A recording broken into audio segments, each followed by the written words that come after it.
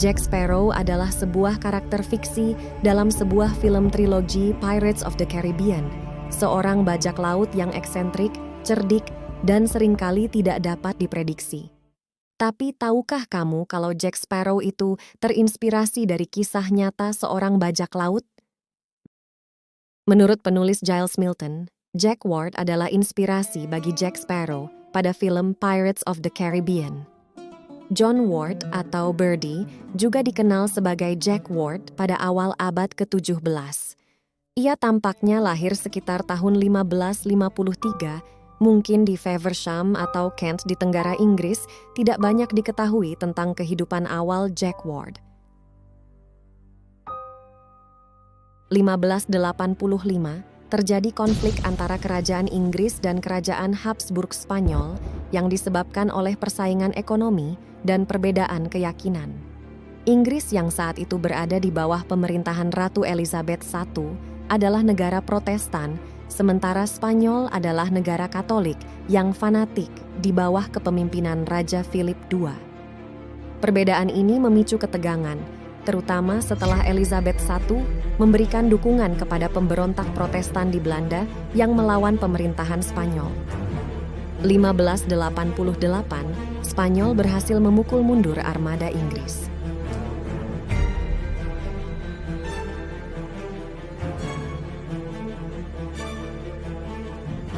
Setelah kegagalan invasi Inggris terhadap Spanyol, Inggris menggunakan jasa privateer atau pelaut yang diberi izin oleh pemerintah melalui surat perintah untuk menyerang dan menjarah kapal-kapal musuh guna melemahkan kekuatan maritim dan ekonomi Spanyol. Jack Ward yang juga tergabung sebagai privateer ikut serta melakukan penjarahan kapal-kapal Spanyol, di mana ia ditempatkan pada armada Channel Squadron dan bertugas di kapal bernama Lion's Whelp. 1604, perang diakhiri dengan Perjanjian London, yang dinegosiasikan antara Raja Philip III dari Spanyol dan Raja baru Inggris, James I. Namun banyak kelompok yang sebelumnya tergabung sebagai privateer yang menolak melepaskan mata pencaharian mereka. Mereka yang masih melakukan penjarahan akan dianggap perompak atau bajak laut karena mereka tidak lagi memiliki izin sah yang disebut Letter of Marque yang dikeluarkan oleh kerajaan Inggris. Menurut Andrew Barker, seorang tawanan Jack Ward yang menulis tentang permulaan proses penggulingan serta harta milik Kapten Jack Ward dan Danseker. Saat itu Jack Ward, yang sedang minum di sebuah kedai minuman di Plymouth bersama 30 awak kapalnya, ia mengatakan, "Teman-temanku, apa yang harus kita lakukan? Dunia ini terlalu buruk dan kita hidup di dalamnya dengan sangat buruk.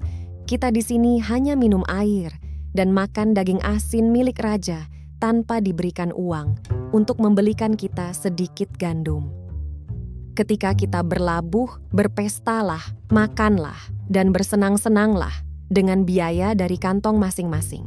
Malam ini, saat kapten dan para perwira hanya menduga bahwa kita sedang mengeringkan bekal, kita akan mengambil tas-tas para pelarian sampai tak tersisa," ucap Jack Ward.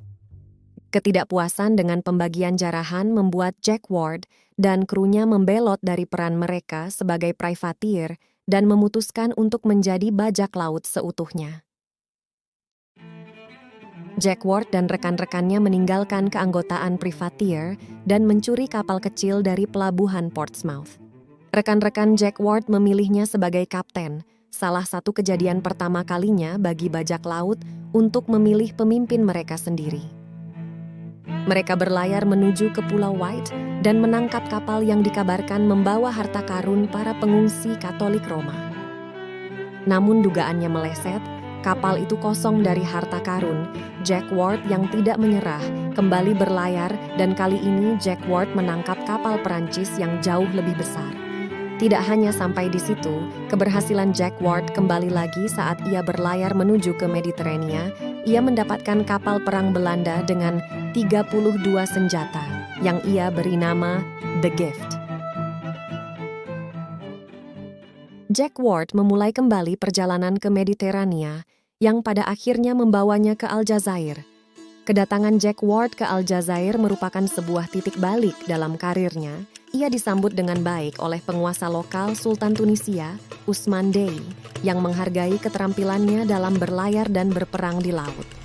Dalam waktu singkat, Jack Ward menjadi salah satu corsair paling sukses dan ditakuti di Mediterania.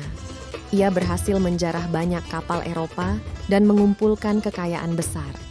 Pada saat yang sama, Jack Ward memutuskan untuk memeluk Islam dan mengubah namanya menjadi Yusuf Reis, yang memperkuat posisinya di antara para corsair Muslim di Aljazair.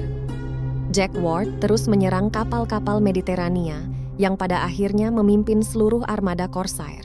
Pada tahun 1612, ia mengakhiri karirnya dalam pembajakan dan memilih untuk mengajar persenjataan dan navigasi corsair kepada yang lebih muda. Jack Ward yang telah mendapatkan banyak keuntungan dari hasil pembajakannya, ia akhirnya memutuskan pensiun dan pergi ke Tunis untuk menjalani kehidupannya yang mewah.